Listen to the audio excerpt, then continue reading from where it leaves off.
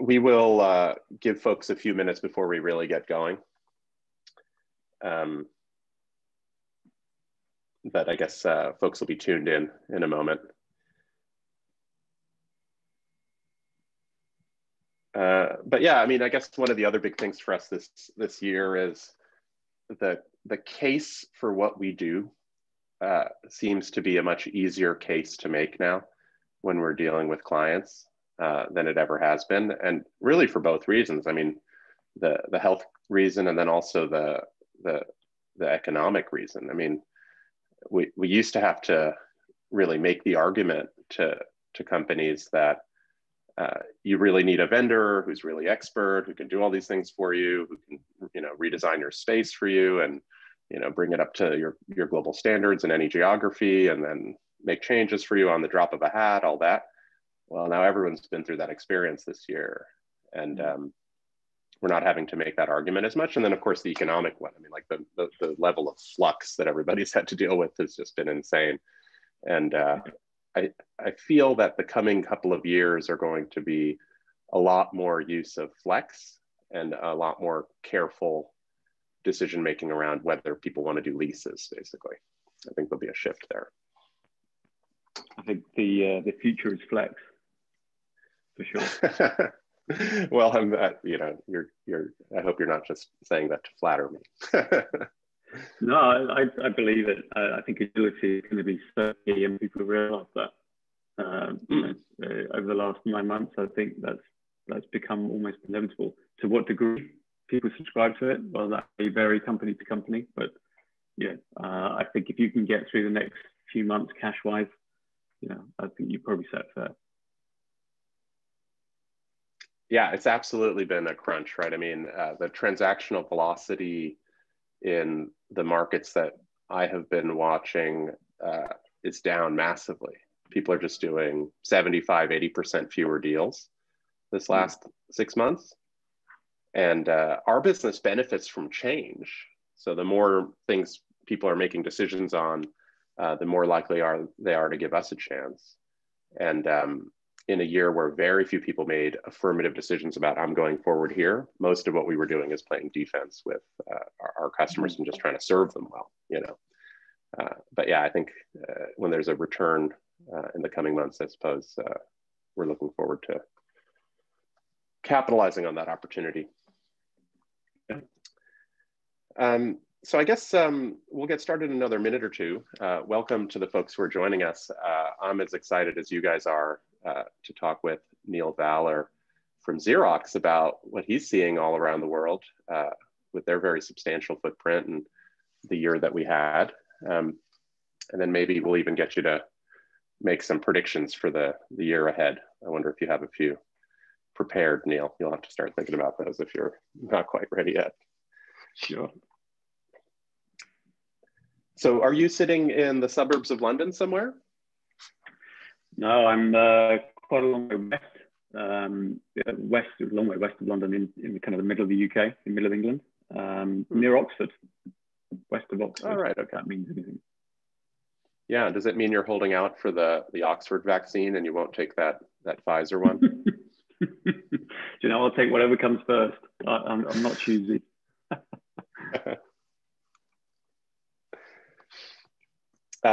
Has your company been in contact? Like, is that a thing that you would know about from where you sit on the availability of the vaccine to your staff, or is the National Health Service going to be doing that, and each government's going to be doing that directly with citizens? Yeah, I think it's going to be a government-driven thing. Quite how the company handles it is yet to be discussed. It's going to be an interesting process to roll out. It's a huge logistical process, I think, for all countries.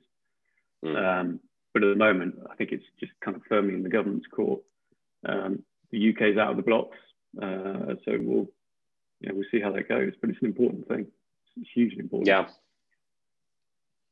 Well, let's get started. I'd like to welcome you, Neil Valor, Head of Real Estate for EMEA and Asia for Xerox, which I think is just a colossal span. I guess it goes from the UK all the way across to the edge of Japan, I suppose, right? I mean, it's just mind-boggling number of time zones you're looking after.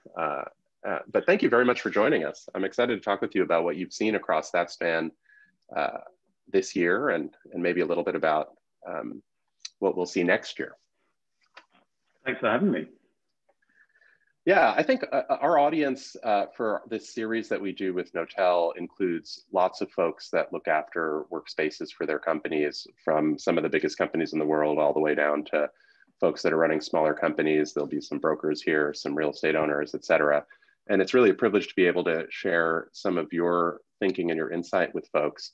Maybe a place to get started though, Neil, is just a little bit of introduction so we know who we're talking to. I mean, you've spent a decade at Xerox, and before that also in the property business, right? You were with CBRE and with a couple of other agents in the years before.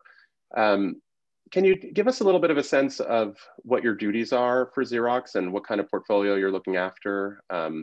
And whether that's just, doing leases on spaces, or, what's the scope of that all the way into facilities? Yeah, so firstly, thanks for having me again. This is a great invite, so I really appreciate it. So what we do is, as a team, we look after everything and have responsibility for all of our sites between north of Scotland right the way down through Asia, so all of the EMEA. We have very little in Pacific, but it's the main Asia region. And really that's a responsibility to make sure that the portfolio is current, we've got good data, the facilities are managed in a safe and secure way, and we've got good workplace design, or we're constantly challenging the workplace design. And we're evolving the portfolio along the lines of the business. And if the business is moving in a certain direction, clearly the portfolio is going to move with it as best it can. So those are our kind of key responsibilities. And it's always I think always a good challenge to understand what each element of business is doing. And in Europe, we have separate country P&Ls, so it's engaging with each of those countries and just understanding, well, okay, what are your priorities? What's hitting you right now? What can we help with? What can we challenge you on as well from a workplace perspective? And delivering overall a very good, safe, secure, well-designed workplace. So it's all the way down to what kind of coffee machine have they got in the Milan office, and are they satisfied with the machine versus a barista in the place? And then on the other end of it, acquiring multi-million-dollar assets. I mean, maybe you can give us a little insight into the portfolio. It's hundreds of locations. Some must be very large, some must be rather small, some must be directly owned, some must be very short-term spaces. Maybe you can characterize a little bit. Sure, we've got about 300 plus interests, and that can range anything from a single co-working agreement right up to, we've got big owned manufacturing plants. So we've got 2 of those in Europe, and everything in between. So we've got an office portfolio, we've got a warehouse portfolio, we've got a bit of logistics. And a key part of what we do on behalf of the customers involves us setting up customer locations, or at least locations where we do print production on behalf of customers. So keeping those maintained, particularly for a pandemic, is quite a challenge. So yeah, you're right. It's all levels, it's all types of real estate, and it suits a very varied population of employees. And that's what we've got to be mindful of, is what do the employees need, and respond to that. Yeah, let's talk a little bit about office. Of course, that's my interest, right? Knotel operates a bunch of workplaces around the world, and they look like offices for companies. I think if someone were to walk into a Knotel space anywhere in the world, whether it was Tokyo or Los Angeles, it would just look like that company's office, and it might be a big multinational, or it might be a smaller business. So I'm curious to learn from you and to share with our audience here about that office portfolio that you manage, and how many headcount are in there. And maybe you can characterize that a little bit, and then we can start talking about what happened this year, because this has been like, the apocalyptic office year. I suspect it was not in anyone's plans at any point. Yeah, the office portfolio we have actually now has, over the 10 years that I've been here, is we've seriously reduced it. When I started 10 years ago, it was quite bloated, very underutilized, very static, and we wanted to inject better workplace and better agility. So over the 10 years, we've really shrunk the portfolio. We took out 70% of costs in the 10 years. And that's through workplace change, which I think is kind of a positive way of looking at cost reduction, but it works really well. We tend to have, I guess, what you'd say is a headquarter building in every country. And that is the hub of the business in those countries. And then we might have a few peripheral sites, which we tend to now lean more upon co-working or traditional serviced office, depending on the critical mass of population in a particular area. We bought 3 companies earlier this year in the UK, and what that brought with us is a slightly different element to the office portfolio. So very small owned, very small leased space. We do have a few small owned offices too. So it's quite diverse, and we tend not to be right in the heart of a metropolitan area. We tend to be more fringe, which works for us, works for the employees, easy to get to. So we tend to stick clear of the kind of the really expensive metropolitan areas. We'll go on the fringes. But yeah, we've done a lot of work over the years, and I think we've got some work to come on, what does the workplace mean for us now? And that's a current question that we're asking. But it's a good portfolio. It's really stretching, actually. You get different cultures across obviously swathes of Europe, and different countries want to treat their office in a different way. And that's really good. I think that's a good approach.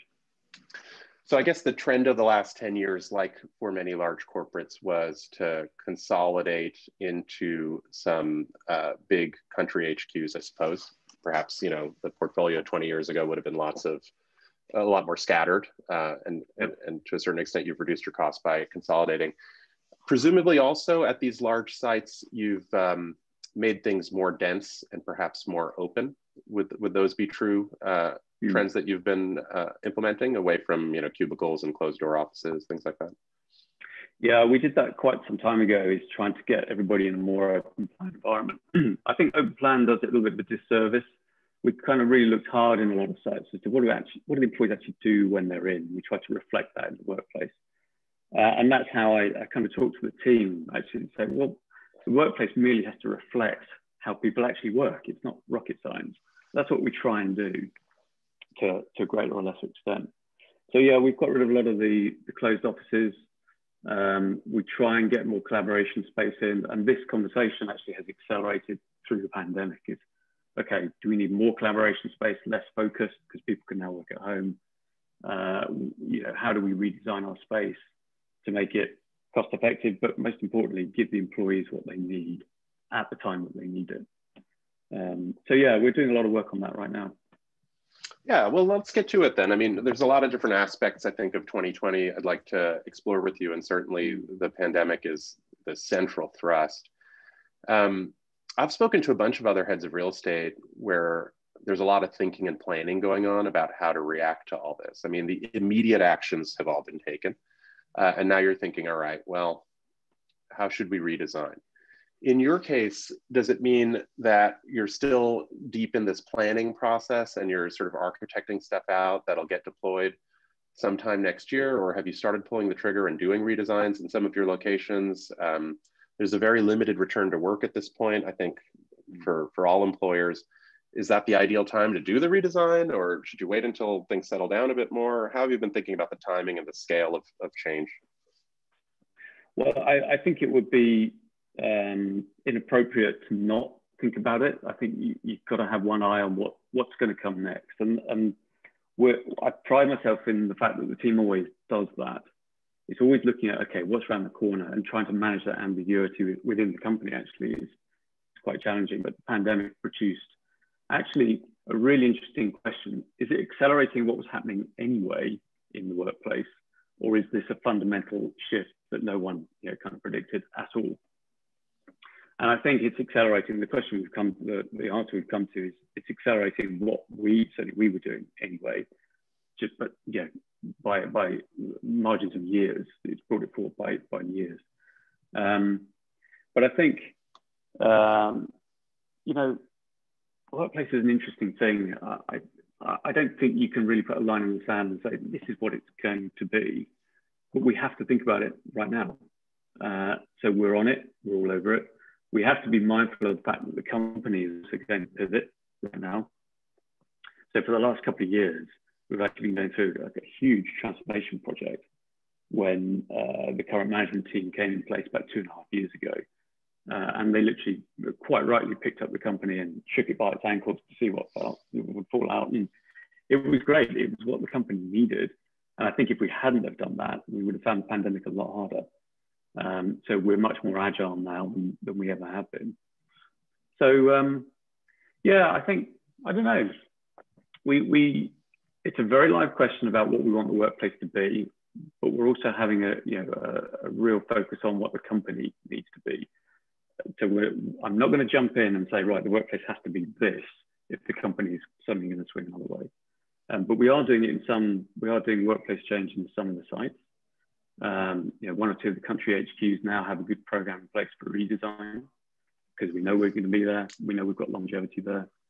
But we know we can give up a little bit of space, which we've done. So I think it's great. It's really good. There's a lot of questions being asked right now, and slowly we're working through the answers and being very considered about it. Yeah, I mean, as is needed, because these are big capital commitments you make when you decide to redesign a space based on, a few blog posts or some research done in the middle of a period where the future is not known. I mean, it does make sense. Some of the vectors, though, that folks have been, I guess, at this point speculating about, and we've had some clients now hit and go on projects with us. Historically, what customers would do is say, okay, we had a few people sort of setting up in Canada, in Toronto, and now we're really going to commit to that market. We're going to have a few hundred people there over the next couple of years. We'd like Notel to just get us the whole thing done, find the space, design it, build it. For the first time this last 6 months, we've had clients that are in a space, but they need to make changes. And they've said, well, perhaps you can provide us some service here to help us redesign. And there are a few things that folks have been talking to us about, and we've been advising them on. And I want to test some of these ideas with you, right? Because you have been putting so much intellectual energy on this.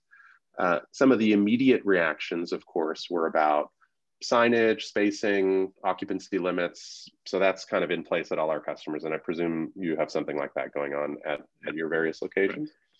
Yeah. Is that true all the way across to Asia as well? Yeah, I mean, in all of the leased sites or the owned sites that we have, without question, we had to put in, limited occupancy spacing. And that was a global push. We had a very, very strong global set of guidelines coming out of North America that we all had input into. But it was the right thing to do. So we kind of standardized across all the facilities, the office facilities. The signage was standardized to make it very clear. It didn't really matter where you were, you recognized what the guidelines were in any particular site. And that was a great coordinated project that we did very, very early on.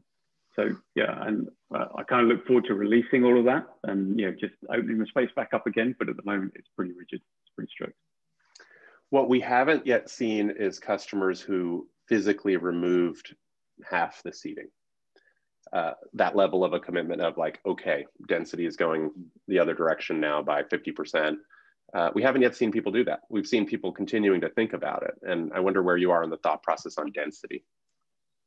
So where we have lease breaks or opportunities coming up, we're really looking at. I think we would be very foolish not to take an opportunity to release space, but only on the basis where we've got a confirmed workplace plan that can accommodate whatever the new world is in that particular market. And the new world might be different in France as it is in the UK, as it is in India, as it is anywhere else. So it's something that we're very cognizant of, but we'd be very daft, I think, not to leverage key dates coming up and just revisit, okay, what do we want to do here? How do we want to occupy space?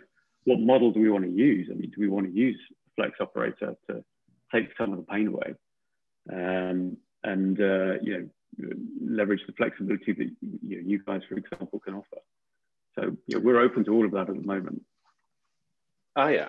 Well, so we'll certainly be talking more about flex in the moments to come. Let me investigate another topic here. So another big topic that our workplace strategists are talking with our clients about, collaboration is the reason to be in person, not heads down work, which means the workplace, which has a lot of history as a place to do your heads down work, private office, door closed, big desk, computer on the big display, all that. The tilt is towards collaborative spaces, which I guess are meeting rooms or open meeting environments. And we've been doing some deployments either of modular conference rooms where we're able to insert conference rooms into somebody's existing layout with a pretty light touch. Maybe even just adding phone booths so people can be on the phone in the office with, with some privacy and security around them when they're doing digital, because it's kind of an increasingly hybrid type of experience. Are you thinking through these kinds of collaborative redesigns or a tilt towards collaborative? Have you thought about just less seating and maybe just open hot desking, or is this the moment for that kind of tilt to continue? Absolutely, yeah. I think the first thing to say, really, certainly from our perspective, is the office is absolutely key. It's key to us. It's key to our culture. It's key to our company. Let's be honest. And this is something that Steve Bandrajak recently said in the article with CNN. The office is a place where people can come and be together. And for me, during the pandemic, that's what we really missed. And I think most companies, I'd be surprised if most companies turned around and said, oh, no, it's fine, everybody can work at home. And it is quite a binary, solution. I don't buy that. I think the office or workplace, however you want to define it, is a place that's going to be so important. It's not dead. There was a lot of comment early in the pandemic, the office is going to die. No, it will change form. And that's exactly where we're at right now is, okay, we want to change form. We want to kind of map where our employees are at right now. And they're used to working at home now. But what I'm hearing unequivocally is we'd quite like to come back. We want to be with the people, but maybe not necessarily for 5 days a week. Maybe it's only 1 day a week. Or they might drop in 5 days a week, but the day commences by dropping the kids at school. They then do their initial work calls at home. They then head for their team meeting an hour later in the office, and then they might head off to a client space. So this constant movement of the office, we have to reflect in the workplace, and that's where we're at, I think. But the office to me is pivotal. I think as a place to meet, a place to be, I think it's really, really important. It's just how is it designed?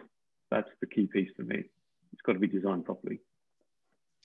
Yeah, I guess for these collisions and collaboration, for the informal connections, for opportunities for mentorship, maybe for having your own professional social network. I mean, are these some of the themes that you think the workplace is there to support? And what kind of changes do you have to make to reinforce that in a world where people, might be feeling kind of lazy? They've forgotten how to commute. Like, unless there's a critical mass, there really isn't a social network in the office, is there? Yeah, I think it's going to be really, really interesting when the offices or people get a sense that the offices are reopening more normally, however you define that. When the vaccine kicks in or when the guidelines are relaxed, I think we're going to see a spike. I think it's going to become fresh again, that people will want to be in the office because it's suddenly a novelty. Whereas before it was just the norm. It was perhaps drudgery, to be in 5 days a week. I think there's going to be a spike, and then it will calm down again as people find their way in that new normal, which will be, okay, a little bit at home, a little bit from the office, a little bit from travel, whatever you happen to be doing. And that's the part that we have to play, I think, is to enhance how an employee can work from anywhere, but have that central site, that central hub. Again, whatever form that takes, that people can come to, they can collaborate, they can collide. You get these bumps, which is, I think, great for business. Our headquarters site in the UK is 350 people can be in on any one day. That's a lot of collisions, if you think about it. That's a lot of coffee machine moments that we're lacking. And I think that's really, really important to reinvest in. Will it be the same level? Don't know. We'll have to wait and see. What's the role of technology in this work from anywhere world? In our business, I'm always surprised what a high percentage of what we do for our clients in a workspace is not technology. What they perceive as our delivered product is just doors and walls and lighting and things like that. It may take us a lot of technology to deliver the thing exactly in the right way at the right time, but the technology seems to have been disappearing from offices. Like there might be a speakerphone in a conference room, and there's a screen on the wall. Are we due for a big upgrade on that when half the people are remote in a meeting, and not just one person is remote in that meeting? Well, I don't know that we're due for a big upgrade. I think we're just going to have to see how this falls, right? Because technology during the pandemic it's been a savior. I mean, let's be honest, and it's allowed people now to change how they work fundamentally, and that's been a real eye-opener, certainly for a lot of us. It's forced people to work differently, and I think to some extent the better. The technology in the workplace, when you're in, do you need as many basics, screens, keyboards, stuff like that? Probably not. You're not going to have as much focus work going on in an office, I don't think, anymore. But maybe you redeploy the funds and the finances for that into something else. What that is, I don't know. We work quite closely with what we call our XDX team, which is our client customer being the employee to us, the employee experience for IT. And we're working quite closely with them as to what the office should be and what technology experience they should have. So yeah, I think watch this space in 2021, because that's going to be a great conversation to be having. I can't really give you a straight answer on it because I think it's so fluid, to be honest. Yeah, I mean, you're surely right that it's difficult to predict. But you did mention utilization a little earlier, and if your business is similar to others, I think the typical utilization we were seeing for office workers in the West was in the range of 80% of headcount on a given day were in a space. And where those other people were is, I suppose, some at home, some en route, some traveling, and some perhaps just out on a given day. That number is going to be different, isn't it, next year? And that's going to change a bunch of calculations that you've been doing. Presumably, what your utilization number is a number that you would pull your hair out about, thinking, Jesus, I'm wasting 20% of my budget on things every day. How can I change that number? Give me a little bit of your thinking on utilization, because I think for those who are not in the actual business and close to it, they don't realize what a stable number that has been and how it has evolved over time in the calculations of folks who actually manage the footprints. Yeah, I think you're right. Our kind of best utilized sites were probably at 70, 80%. That was pretty typical. Where we've been going through this transformation, this pivot, so some sites have really contracted. So we had opportunity there anyway to change the workplace and consolidate. But I think going forward, utilization in terms of traditional desks, it's going to drop. It's going to drop.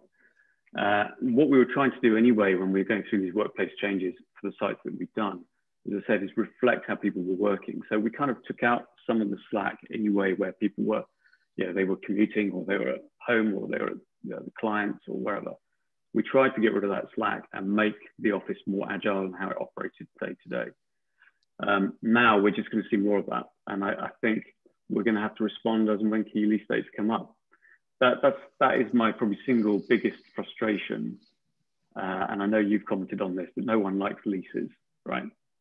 It's such a static model that is so frustrating, because when you're in a company that's really dynamic, and a company that's dynamic and going through a pivot, and a company that's dynamic going through a pivot and then gets hit by a pandemic, you want agility.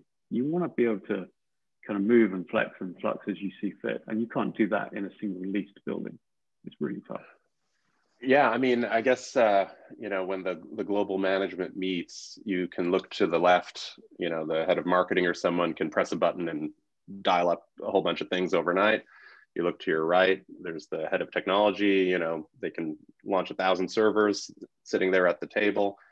And then they look to you and then they say, okay, we need to double our footprint in India or something. And how do you do it? Take me through does it still happen the old fashioned way? I mean, are you on a plane, or you have a colleague who's got to take a rickshaw around and look at locations? We're as a team, we're split geographically. So I have some great guys who kind of, we split the region down into sub-regions, and they have responsibility over a group of countries. So they are constantly, or should be constantly, in touch with the country leaderships to understand, okay, what's the business going through? So they should have a finger on the pulse. As I think we all do right now, again, going through this transformation, we know pretty much what each country is going through and will have to go through. So yeah, we have somebody who will be able to gather the data.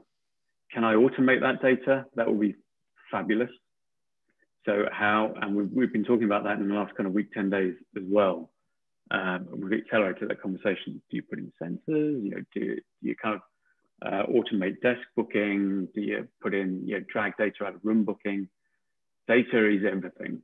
It's absolutely key, and having accurate data that you can respond to in real time, fabulous. So, you know, take me to a company that's got that, and yeah, I'm in heaven.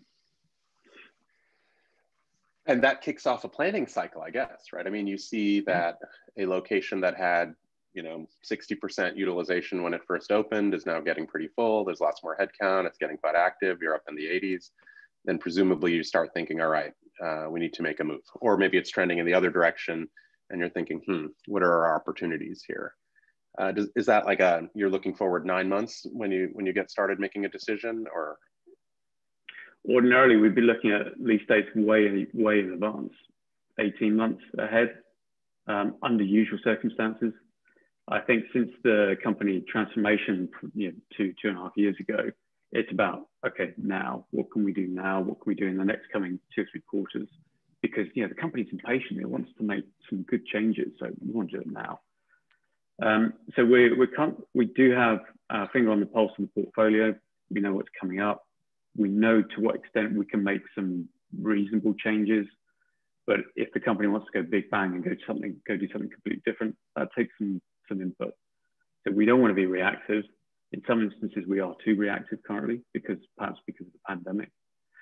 But that data gathering piece is key. If you haven't got the data, you know, you can't respond in the way the company needs. So gathering data and making that process easier is only a positive thing.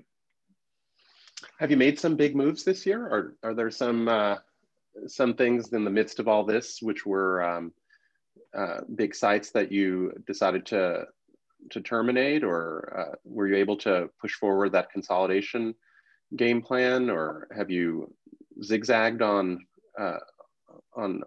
some plans that were already in motion and put them on hold? Yeah, the last big move off the top of my head that we did was actually in Uxbridge, which is the European headquarters, just outside of London. And that was about a year ago, almost exactly a year ago we moved.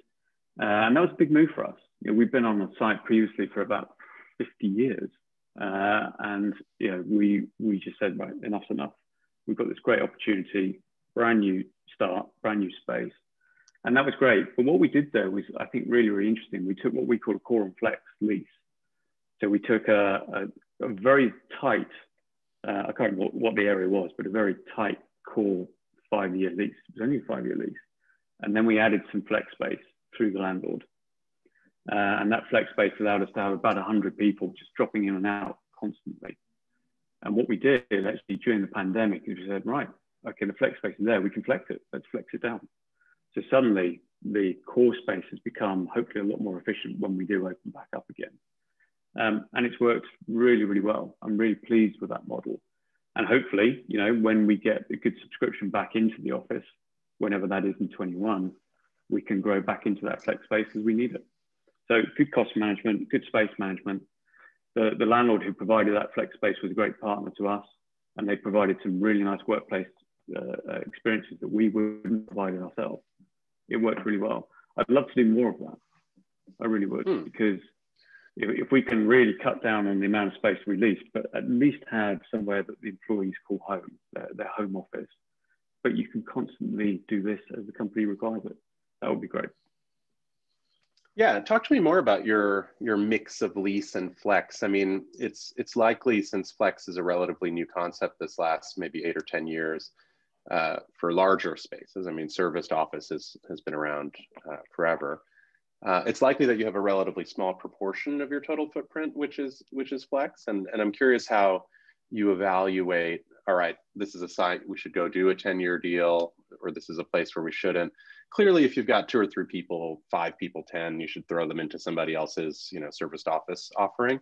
But when you get to the 50 or 100 in a region where it's like a high prestige location, because maybe it's, the headquarters for the country, you're thinking, okay, this really needs to be a Xerox site. But you're probably calculating between lease and flex. And I wonder how you make that judgment. It's down really to what is the dynamic in the office, and that comes back to data. So it's understanding the workplace data and how, pandemic aside, how things have fluxed on an average week. So if we've got the data of how the office is working, we just want to say, okay, we knew in that European headquarters example, and I think the country headquarters will be exactly the same, that in any one week, you kind of get this classic curve, this classic spike. So why are we leasing all of this space that's going to sit empty for maybe 3 of the 5 days? And you'd find out on a Friday, the place is 90% empty. Why would we do that? Why not have a much tighter core that's better designed, and then have an element attached to it, either through the landlord or through a flex provider that you can kind of just balloon into and balloon out of. And you have either a co-working relationship with them. The sales guys, the sales teams are pretty agile anyway under ordinary circumstances. They don't need to be in every day, but they want to be together. When they are in, they want to be together. So give them an environment where they can do that, that we're not leasing for the next 5, 10 years. So we were quite, I guess, ruthless is probably the word I'd use in really examining how we use that European headquarters. And I see very similar opportunity, I think, across the the country HQ. Mm-hmm. And then like on location, it's a great model. Oh yeah. Well, I mean, how do you think about duration on these commitments, right? So you've picked up the company and you've moved it near Oxford, and are you thinking, all right, we're there for 50 years in this building now? Or are you thinking, well, because you're describing the flux from like a Monday to a Wednesday, but how about 2020 versus 2023? I guess your main variables are what's the nature of the space and how much do you need over that duration? How quickly are you hiring and building? But you're not thinking, oh, well, let's move across the street in 2 years. We don't care about this building. You're thinking you'd really like to be in situ. Well, I think for some sites there, it's quite a clear answer. Yeah, we know we're going to be in situ for some time. But actually, we're rarely looking forward 5 years. So I would rarely take more than a 5-year lease, 5-year commitment right now. And the reason for that is it's back to that company pivot.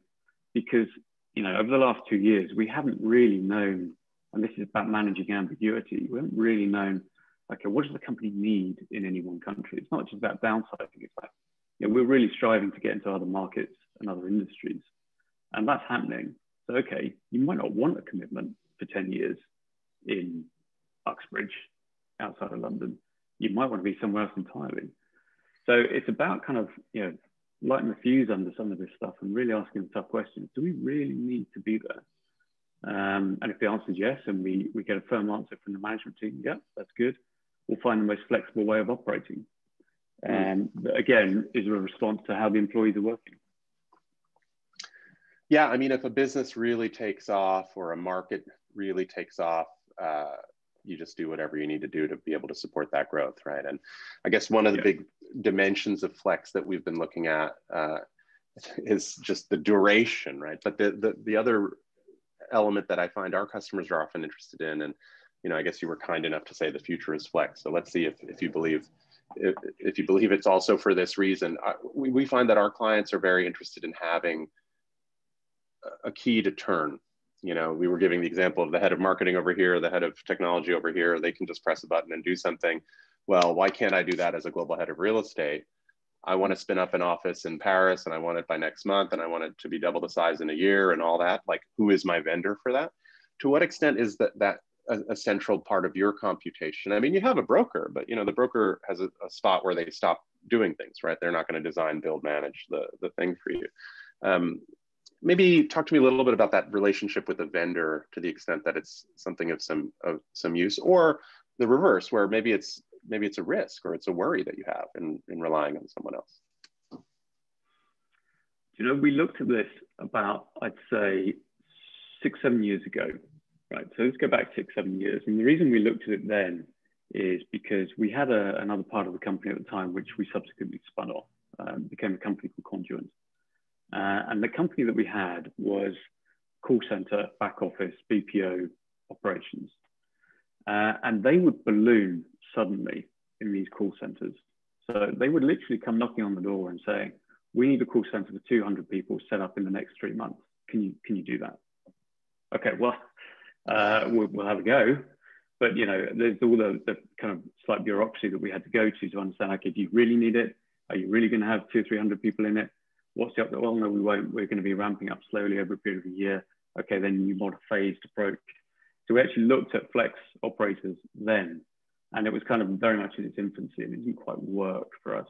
Now I think it's really interesting because I think partnering with a flex operator for something that's quite precious to a company, such as a headquarter, such as a space that is, it's something that the employees want to be in and cling to, as that's our culture, that's where we live, from a work perspective. Partnering with somebody to help deliver that, that's quite a tough call, but I think we should, and we'd be very silly not to look at that opportunity. And the reason I say that is because, again, we just don't know where the company's going to be. It's going to be growth, but where is it going to be growth? In what industry is it going to be growth? I've got a reasonable idea about where we're headed, but can I pinpoint geographically? No. And suddenly it will drop and we will need to expand somewhere and contract elsewhere.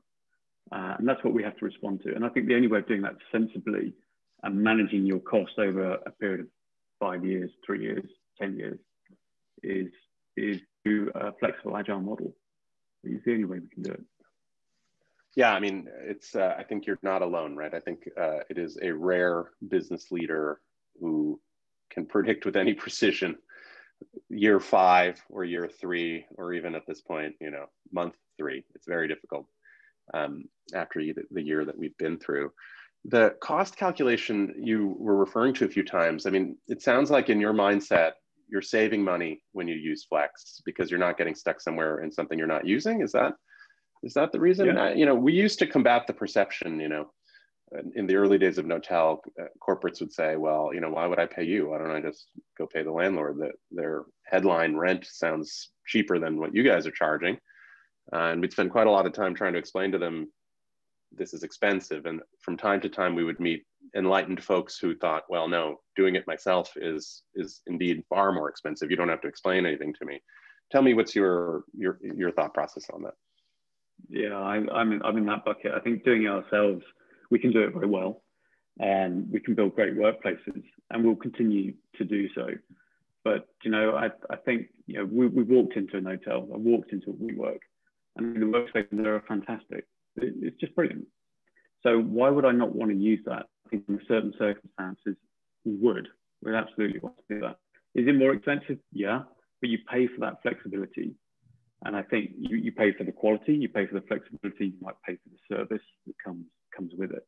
So I'm thinking, well, the peripheral cost that very rarely other people in the company see, like, how much does it cost to clean space? Well, I don't care about that anymore. Do I really need a cleaning company?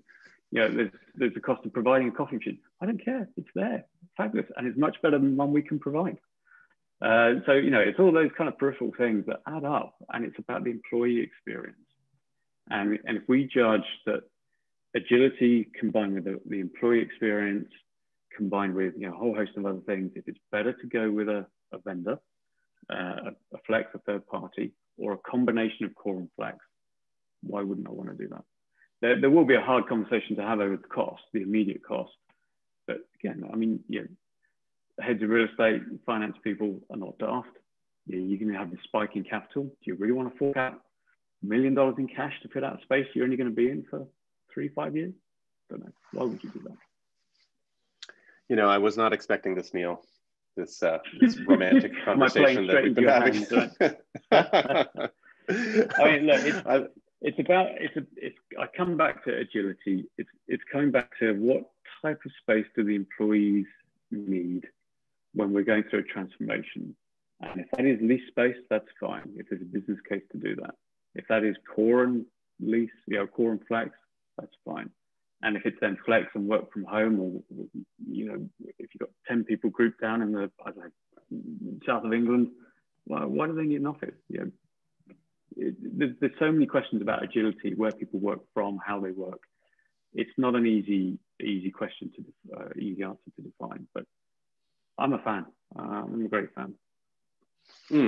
Well, I mean, from where you sit, I think it's a very high compliment, and I think that our discussion has ranged over many of the difficulties and challenges and opportunities that folks with your types of duties have been grappling with this year. It's been just invaluable to hear about. I mean, you are thinking about this in a sophisticated way, but with like a huge footprint. I mean, this is something that I think if the biggest companies in the world are grappling with, it has been kind of you to share with us a little bit your wisdom. And I'm sure our audience here shares that appreciation.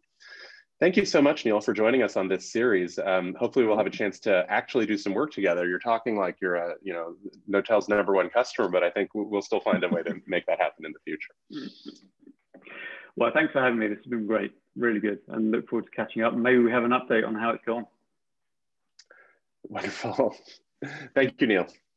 All right, take care. Bye. Bye-bye.